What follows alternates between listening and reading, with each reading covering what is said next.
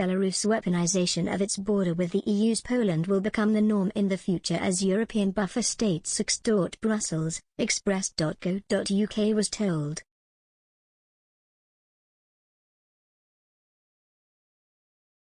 President Alexander Lukashenko says Belarus will impose retaliatory restrictions on airlines from the EU and the UK. It comes after the bloc and several other Western nations, including the UK, US and Canada, introduced new sanctions on the country. These were introduced as the country used its border with Poland, an EU member state, as a way for desperate migrants to enter the bloc.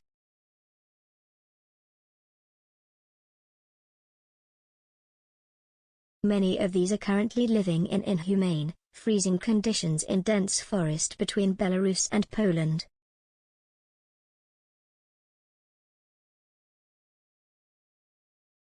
Little has been done to help the people so far, with an investigation by the Polish authorities prompted only after the death of an Iraqi Kurdish woman, who suffered hypothermia and a miscarriage after crossing the border.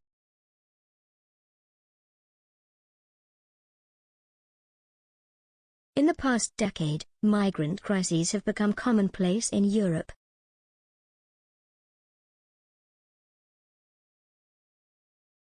Thousands of people fleeing war, persecution, or simply hoping for a better life, have traveled from places like the Middle East and North Africa into Europe.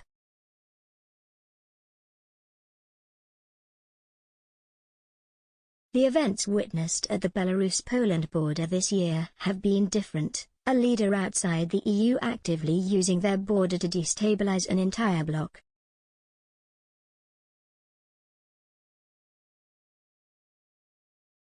Professor Matthew Longo, a political scientist at Leiden University in the Netherlands, suggested that this may now become the norm.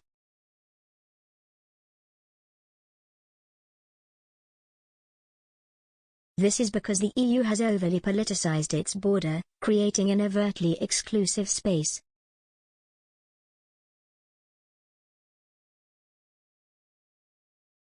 He told Express.co.uk, "I think in general, once the border became so easy to blackmail, once the EU became this place that puts so much political cash on stopping people from getting in, of course it becomes a space that people on the outside will look to exploit and be provocative."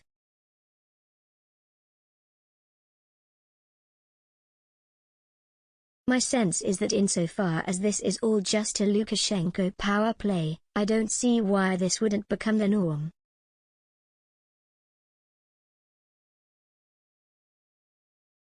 He went on to draw parallels with groups using borders as a way to get bigger powers to make concessions, like the cartels in Mexico.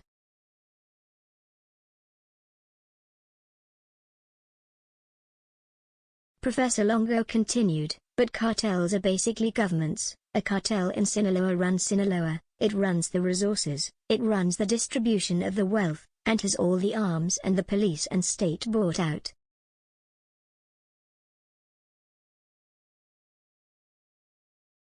The idea that you could use or levy the power of the border for concessions against big powers is not remotely new, it's just that in the European context, we don't really know it yet."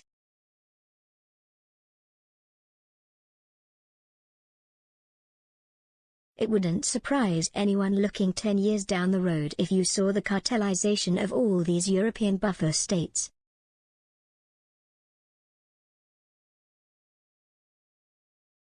All these states realize that the EU is extortable, and so the EU is in a tough place, because once it's politicized its borders as much as it has, it finds itself in a particularly bad place.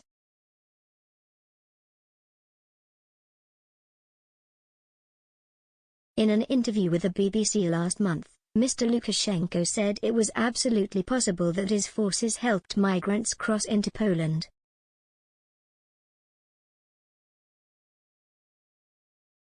He denied, however, that they were ever invited in the first place.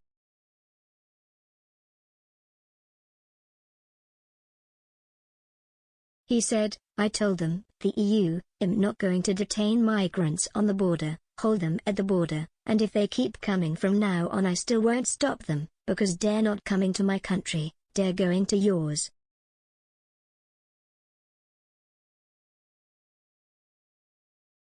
But I didn't invite them here.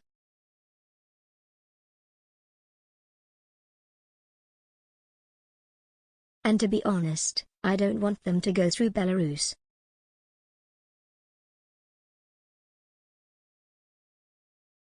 At the end of November, Mr. Lukashenko made his first appearance at the border since the issue had exploded this summer.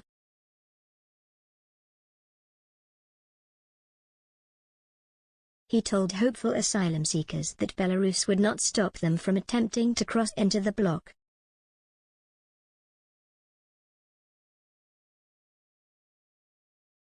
Addressing a group of migrants, according to Al Jazeera, he said, "If you want to go westwards, we won't detain you, choke you, beat you.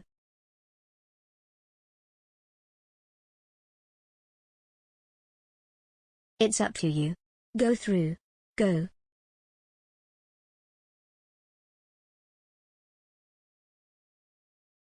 "We won't in any circumstances detain you, tie your hands and load you on planes to send you home if you don't want that."